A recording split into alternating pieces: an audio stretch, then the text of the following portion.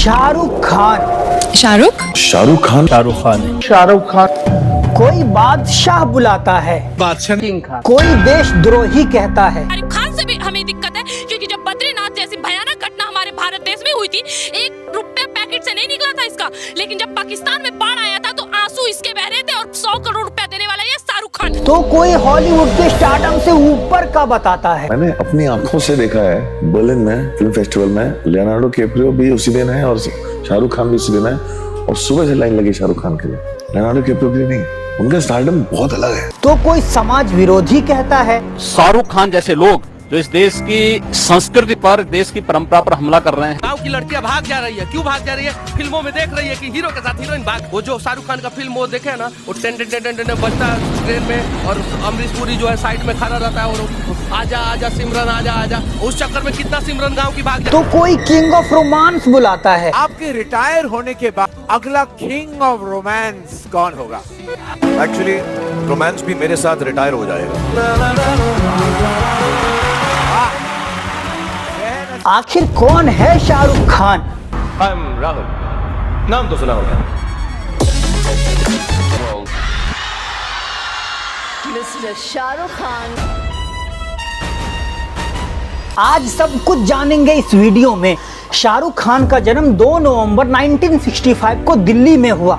कहानी शुरू होती है उनके पिता ताज मोहम्मद खान से, एक ऐसे व्यक्ति से जो सिर्फ एक बिजनेसमैन नहीं थे, बल्कि एक राजनीतिज्ञ और उससे बढ़कर एक स्वतंत्रता सेनानी थे। वे भारत छोड़ो आंदोलन और खुदाई खिदमतगार जैसे आंदोलन से जुड़े थे। पाकिस्तान के पेशावर में जन्मे ताज मोहम्मद खान 1946 में दिल्ली यूनिवर्सिटी में लॉ पढ़ने आए, लेकिन 1947 का विभाजन ने देश की सीमाओं के साथ साथ जिंदगी भी बदल दी। ताज मोहम्मद दिल्ली में ही ठहर गए और हायर एजुकेशन में MA और LLB किए। उन्हें ज्ञान की ऐसी प्यास थी कि वे 6 भाषाओं में हिंदी, इंग्लिश, संस्कृत, फारसी, पंजाबी, पश्तो में समान रूप से निपुण थे। अब चलिए शाहरुख खान की मां लतीफ फातिमा की ओर। वे एक मजिस्ट्रेट, एडमिनिस्ट्रेटिव ऑफिसर और सोशल वर्कर थी। कहा जाता है कि लतीफ फातिमा का प्रधानमंत्री इंदिरा गांधी से भी विशेष संबंध था, और यहीं से बनती है शाहरुख खान की विरासत। एक तरफ स्वतंत्रता आंदोलन में एक्टिव फादर और दूसरी तरफ एडमिनिस्ट्रेटिव एंड एजुकेशन की ऊंचाइयों से आती मां। दोनों की ये multicultural, intellectual and conflict ridden background मिलकर उस व्यक्ति की नींव बनाती है जिसे दुनिया बाद में किंग खान के नाम से जानेगी।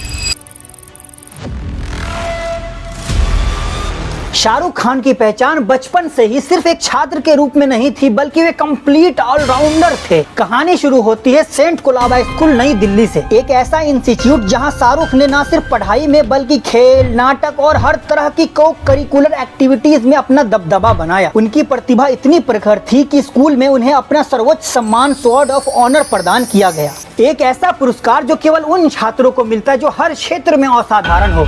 स्कूल से निकलकर शाहरुख ने कदम रखा दिल्ली यूनिवर्सिटी के हंसराज कॉलेज में। यहाँ इन्होंने इकोनॉमिक्स में ग्रेजुएशन की पढ़ाई की, लेकिन दिल में कहीं ना कहीं एक्टिंग की लौ जल रही थी जिसे बुझाना अब संभव नहीं था। इनका अगला अध्याय शुरू होता है जामिया मिल्लिया इस्लामिया में, जहाँ इन्होंने मास्टर इन मास कम्युनिकेशन के लिए एडमिशन लिया। तभी एक्टिंग की पुकार इतनी इंटेंस हो गई कि उन्होंने अपनी पढ़ाई बीच में ही छोड़ दी, सपनों की उस राह पर चलने के लिए जिस पर जोखिम भी था और जुनून भी। और फिर एक सिग्निफिकेंट माइलस्टोन आया, national school of drama Delhi. यहाँ शाहरुख ने शुरुआती दौर में एक्टिंग की बारीकियों का ट्रेनिंग लिया, जहां उन्होंने मंच की भाषा सीखी, भावनाओं को एक्सप्रेस करना सीखा और अपने अंदर के कलाकार को आकार दिया। 1991 में एक यंग एक्टर अपने जीवन का सबसे बड़ा निर्णय लेने जा रहा था, जो सिर्फ उनकी जिंदगी नहीं बल्कि पूरे भारतीय सिनेमा का इतिहास बदल देता है। दिल्ली की शांत गलियों से निकलकर मुंबई की चमकती हुई फिल्मी दुनिया की ओर बढ़ता ये सफर। ये वही सफर था जिसने आने वाले वर्षों में शाहरुख खान को भारतीय सिनेमा का सबसे दमकता हुआ सितारा बनाने की नींव रखी। शाहरुख खान की लव स्टोरी शुरू होती है उन दिनों जब दिल्ली की हवाओं में सपनों की खुशबू घुली रहती थी। सिर्फ 18 साल का लड़का जिसकी आंखों में दुनिया जीतने का जुनून था, एक पार्टी में अचानक एक लड़की को देखता है, वो थी गौरी छिब्बर। दोस्ती ने प्यार का रूप लिया और यही प्यार पूरे 6 साल के बाद आखिरकार 1991 में दोनों ने एक हिंदू रीति रिवाजों के साथ विवाह किया। फिर शुरू हुआ उनकी फैमिली का एक नया सफर, एक सफर जिसमें सबसे पहले जुड़े आर्यन खान और सुहाना खान, जिससे परिवार की तस्वीर पूरी होती दिखी। लेकिन 2013 में कहानी ने अचानक एक अनएक्सपेक्टेड टर्न लिया। दुनिया चौंक गई जब पता चला शाहरुख खान और गौरी खान के घर उनके सबसे छोटे बेटे अब्राहम खान का जन्म सरोगेसी के माध्यम से हुआ है। तो चलिए समझते हैं सरोगेसी क्या होता है और एक बच्चा कैसे किसी और की कोख में पलता है। कई कपल ऐसे होते हैं जो बच्चे चाहते हैं लेकिन कुछ medical complications and other reason से वे खुद बच्चे नहीं कर पाते। ऐसे में वे सरोगेसी का सहारा लेते हैं। सरोगेसी यानी किसी दूसरी महिला के पेट में अपना बच्चा पालना। इस प्रक्रिया में एक ट्यूब में माँ के एग्स और फादर के स्पर्म को मिलाकर एम्ब्रायो बनाया जाता है। फिर इस एम्ब्रायो को सरोगेट मदर के गर्भ में इंजेक्ट करते हैं, यानी एक कपल का बच्चा किसी दूसरी महिला के पेट में पनप रहा होता है। और सबसे खास बात ये होती है कि जिस महिला के पेट में बच्चा पल रहा है उससे उसका कोई जेनेटिक संबंध नहीं होता। और इस मेडिकल प्रोसेस ने अब्राहम खान के साथ शाहरुख खान के परिवार को पूरा कर दिया।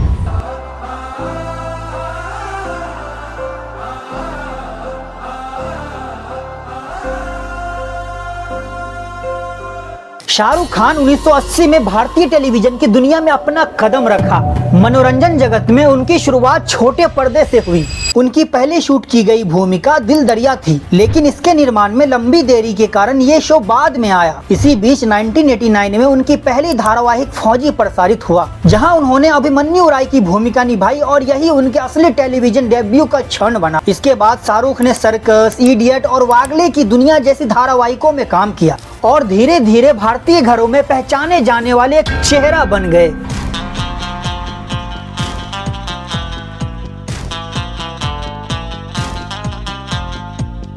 फिर आया 1992 जब शाहरुख खान ने फिल्म दीवाना से बॉलीवुड में कदम रखा। भले ही वे फिल्म में ऋषि कपूर के बाद दूसरे लीड एक्टर थे, लेकिन असली मोड़ अभी बाकी था, क्योंकि जहां उस जमाने में नए एक्टर रोमांटिक हीरो की छवि अपनाते थे, वहीं शाहरुख खान ने एक उल्टा रास्ता चुना, एक खतरनाक और जोखिम भरा। उन्होंने निगेटिव और ग्रेड शो वाले किरदारों को अपनाया, ऐसा किरदार जिन्हें उस समय लीड एक्टर शायद ही छूते थे। और फिर शुरू हुआ ऐसी फिल्मों का सीरीज, बाजीगर, डर, अंजाम, डॉन, रईस, और यही प्रवृत्ति आगे भी जारी रही। इन सब ने साबित किया कि शाहरुख खान किरदारों को चुनने में हमेशा सीमाओं को तोड़ने वाले अभिनेता रहे हैं। साल 1995 में रिलीज हुई फिल्म दिलवाले दुल्हनिया ले जाएंगे, ये सिर्फ एक फिल्म नहीं थी, ये एक सांस्कृतिक लहर थी जिसने शाहरुख की पहचान हमेशा के लिए बदल दी और जिसने उन्हें दुनिया भर में किंग ऑफ रोमांस बना दिया।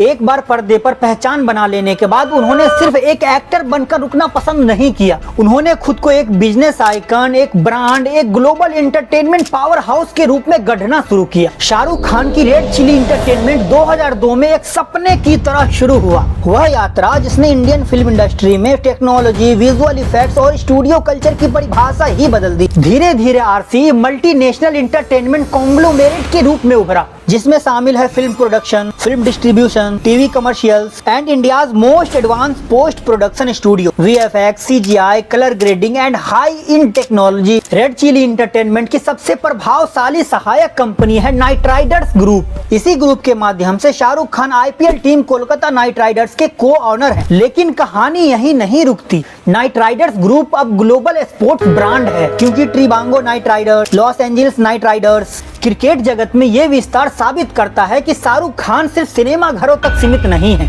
बल्कि खेल की दुनिया में भी एक बड़ा नाम बन चुका है। शाहरुख खान के मेजर इन्वेस्टमेंट में imagination entertainment India private limited में 26% हिस्सेदारी भी शामिल है, जो किड्जानिया इंडिया नामक बच्चों के इंटरैक्टिव थीम पार्क का संचालन करती है। उनका मुंबई का घर मन्नत, जिसकी कीमत 200 करोड़ से अधिक आंकी जाती है। M3M हारून इंडिया रिच लिस्ट 2025 के मुताबिक शाहरुख खान और उनका परिवार आरसीई के कॉम्प्रिहेंसिव इंटरप्राइजेस की बदौलत 12,490 करोड़ की संपत्ति के साथ इंटरटेनमेंट इंडस्ट्री में सबसे अमीर लोगों की लिस्ट में सबसे नंबर 1 पर है। अंदाज़े मेरा सबसे जुदा, मैं बादशाह का बादशाह। सिनेमा की दुनिया में चमकने वाला हर सितारा अपने साथ रोशनी के साथ कुछ अंधेरा भी लेकर चलता है। शाहरुख खान की कहानी इससे अलग नहीं है। शाहरुख खान पर मनोज कुमार ने 2008 में एक आरोप लगाया कि उनकी फिल्म ओम शांति ओम में उनका मजाक उड़ाया गया है। शाहरुख ने पब्लिकली माफी भी मांगी, लेकिन मामला यहीं शांत नहीं हुआ। क्योंकि फिल्म के जापानी एडिशन में वही दृश्य फिर सामने आया और इस बार मनोज कुमार ने 100 करोड़ के हर्जाने की मांग की। मामला अदालत में पहुंचा, लेकिन 5 वर्ष बाद 2013 में मनोज कुमार ने केस वापस ले लिया।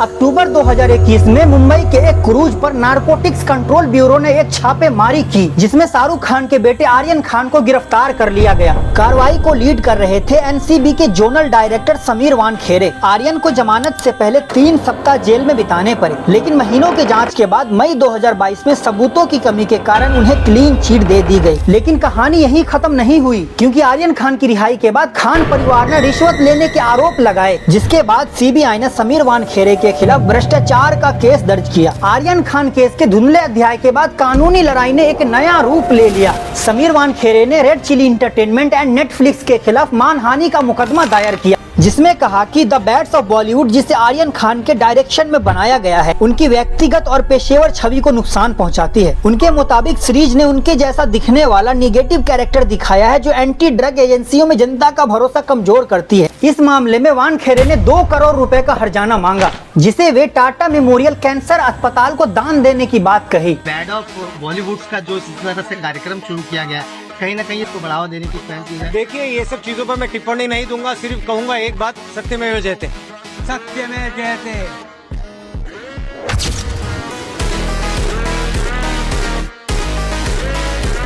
शाहरुख खान सिनेमा के पर्दे पर जितना चमकते हैं, उससे ज्यादा ह्यूमैनिटी की रोशनी में जगमगाते हैं। 2011 में उन्हें अंतर्राष्ट्रीय स्तर पर एक बड़ी मान्यता मिली, जब यूएनओपीएस ने उन्हें water supply and sanitation collaborative council का वैश्विक राजदूत नियुक्त किया। इस कार्यक्रम का उद्देश्य गरीब और हाशिए पर खड़े लोगों के जीवन की गुणवत्ता में सुधार लाना था। उसी वर्ष उन्हें बच्चों की शिक्षा और सामाजिक दायित्वों में उनके योगदान के लिए यूनेस्को का पायरामिड कॉर्न अवार्ड मिला और इस प्रतिष्ठित सम्मान को पाने वाले पहले भारतीय हैं। शाहरुख खान ने मीर फाउंडेशन की शुरुआत की, जो दर्द को उम्मीद में बदलने की पहल है। इसका main purpose acid attack survivors के लिए सर्जरी, रिहैब, पुनर्वास उपलब्ध कराना है। इसी मिशन के तहत टुगेदर ट्रांसफॉर्म्ड जैसी पहल चलाई गई। सितंबर 2025 में पंजाब में भीषण बाढ़ आता है, तो इनका फाउंडेशन तुरंत एक्टिव हो जाता है। अमृतसर, पटियाला, फाजिल्का और फिरोजपुर जैसे जिलों में स्थानीय एनजीओ के साथ मिलकर फाउंडेशन राहत कार्य चलाता है। शाहरुख खान की ये मानवीय छवि उन्हें अभिनेता से कहीं अधिक मानवीय नेता के रूप में स्थापित करता है। 2015 में चेन्नई के बाढ़ पीड़ितों की मदद के तौर पर 1 करोड़, 2014 में गांवों के विकास के लिए 25 करोड़, आईपीएल की कमाई में से कैंसर के मरीजों के लिए 15 करोड़, 2012 में पर्यावरण के प्रति जागरूकता दिखाने के लिए 12 गांवों को गोद लिया, 2005 में उड़ीसा के अंधकार में डूबे 5 गांवों को गोद लिया और वहां रोशनी पर सुनामी रिलीफ फंड में 2.5 करोड़ की मदद दी थी, और मुंबई के नानावती अस्पताल में कैंसर पीड़ितों के लिए स्पेशल डिपार्टमेंट और चिल्ड्रन वार्ड बनवाया था। करोड़ों दिलों पर राज करने वाले इस बाजीगर ने कोरोना क्राइसिस में दिल खोलकर मदद दी है। शाहरुख खान, जिसके सम्मान में दुबई ने एक अनोखा कदम 2022 में उठाया। दुबई एडमिनिस्ट्रेशन ने अपने शहर की एक सड़क का नाम रखा शाहरुख खान बुलेवार्ड। यह सिर्फ एक सड़क का नाम नहीं था, बल्कि उस स्टार को दी गई एक अंतर्राष्ट्रीय मोहर थी, जिसका असर सीमाओं के बाहर कहीं आगे तक जाता है। यहाँ तो शाहरुख खान के अवार्ड के नाम के लंबी दास्तान है। National Film Award for Best Actor, Padma Shri, यहाँ तक कि फ्रांस ने Ordre des Arts et des Lettres, Legion of Honour जैसे अवार्ड्स दिए। कुछ अदर अंतर्राष्ट्रीय अवार्ड मिले, जिसमें Pardo alla Carriera, Global Diversity Award, Crystal Award, UNESCO Pyramide con award. ये लिस्ट इतनी लंबी है कि ऐसा लगता है कि दुनिया के हर कोने ने अपने अपने अंदाज में शाहरुख खान को सलामी दी है। ये वही शाहरुख खान है जिन्होंने रात के 2 बजे असम के मुख्यमंत्री हेमंत विश्व शर्मा को फोन किया था कानून व्यवस्था की चिंता करने के लिए कि फिल्म पठान के रिलीज से पहले देश के कई हिस्सों के साथ साथ असम में भी विरोध प्रदर्शन हो रहे थे। ये घटना दिखाती है कि शाहरुख खान की राजनीति और सत्ता की गलियारों में पहुँच कितनी गहरी है। ये सिर्फ फिल्म स्टार की कहानी नहीं है, ये एक इंसान की कहानी है जो टूट कर भी संभला और हार कर भी जीता और प्यार, संघर्ष, उम्मीद के बीच अपनी एक नई दुनिया बनाई। पठान काट रही है।